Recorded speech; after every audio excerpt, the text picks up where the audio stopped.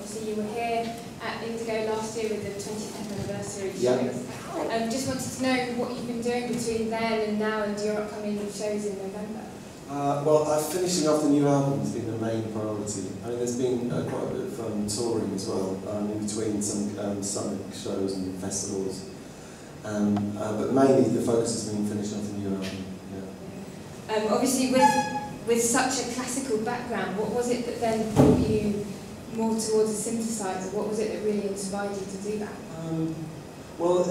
Actually, I just loved anything with keys on it, to be honest. I think that's what it was. I mean, when I was 14, I went to the Isle of Wight festival and saw Keith Ellison and the Emerson Lake Palmer, and it was the first time that Keith had sort of used the big mood on stage, and you know, with the ribbon controller, and it was just absolutely mind-blowingly great, you know. And they fired cannons to the crowd.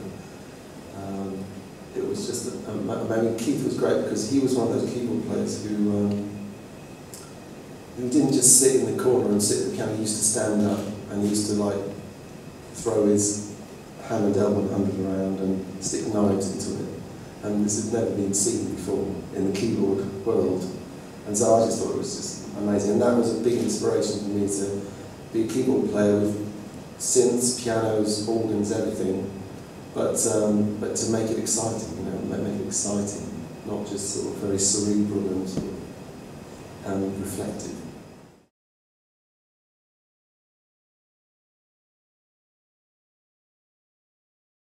You know, I think first of all, I don't open my mouth to write anything unless I've got something to say. That's really, really rule one for me. You know, if you're going to write a song is lyrics and music. So if you've got something to say, that's the time then to write. And what I try and do is I try and imagine. I've never written a song before. I really do. I just kind of wipe the slate clean and go, how do you do this? How do you write songs? And then embark on this.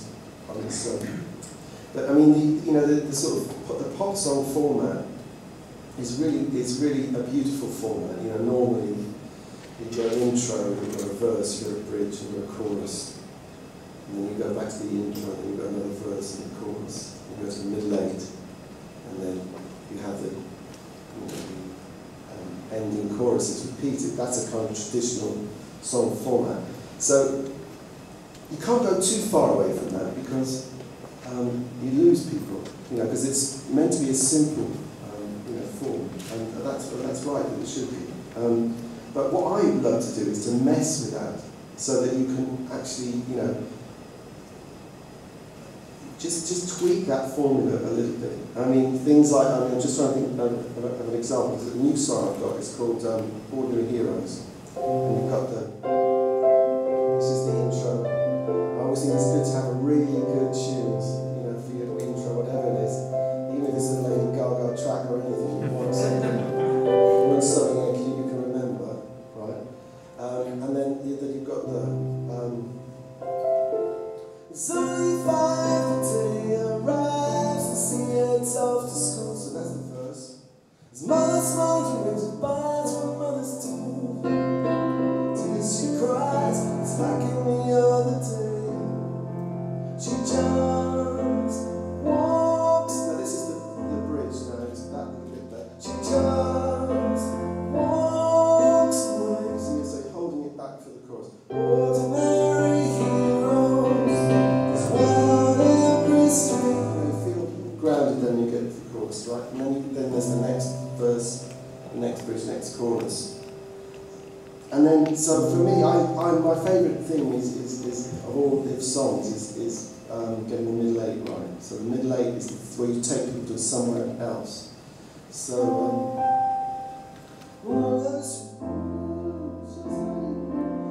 here's the middle eight. Born to live through joy and madness, we all suffer love and grief. Sometimes doubt what's inside, and we don't always see. So what you're doing is you're taking people to another place, and also particularly emotional, you know, bit of music for the. But what I wanted to do you know, I wanted to have 2 middle 8s in this song, you know, as I say, as an example of playing with the format. And then so it goes, what's inside of me, don't always see. And I'm taking it up here to you know, raising a tone to a new key, and this is an instrumental bit. So I'm not going to sing that because it's out of my range, but it takes you to a.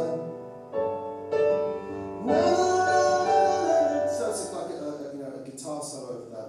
Just like you and me.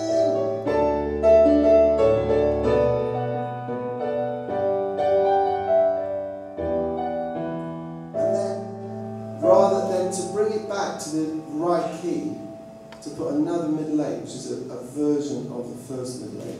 Born to live through joy and madness, we all suffer love and grief. Sometimes doubt what's inside and we don't always see. And then you're ready for the going back to the normal key of the choruses. So what I'm saying is, like, even though, you know, it's a tried and tested formula of what pop song is, there's always ways of tweaking it and doing something a bit original. And I think we all as songwriters, you know, must always look for that, to do that little bit, that oh, it's a bit unexpected, oh, I didn't expect that.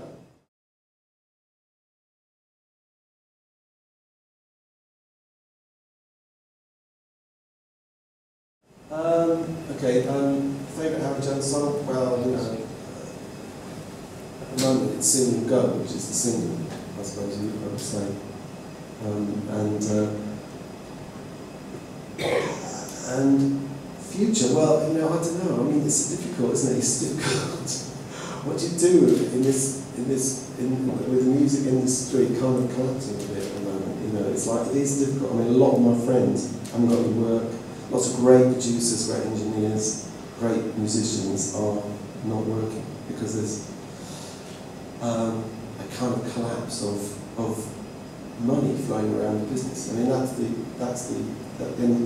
know that everybody, when they think of the music business, they think of superstar people who, you know, are extremely wealthy, but there's only like there's only a few of those, and there's a tiny percentage, a tiny part of 1%. The rest of are sort of, you know, are not in that position, and we have to earn a living, and you know, so things like, you know, digital downloads and all that stuff really we need to look at it. We need to look at it to really, if we want new music and young artists to survive, that's the scary thing, is young artists are not coming through because they can't get a foothold, because as soon as they put their work out, it's out there on Pirate Bay or whatever, and they can't earn a living. So we've got to work out how we're going to combat that. So I'll probably be involved in that debate. Okay, everybody, Howard Jones, songwriter, synth pop pioneer, and the only man that's nearly been banned by the Musicians Union.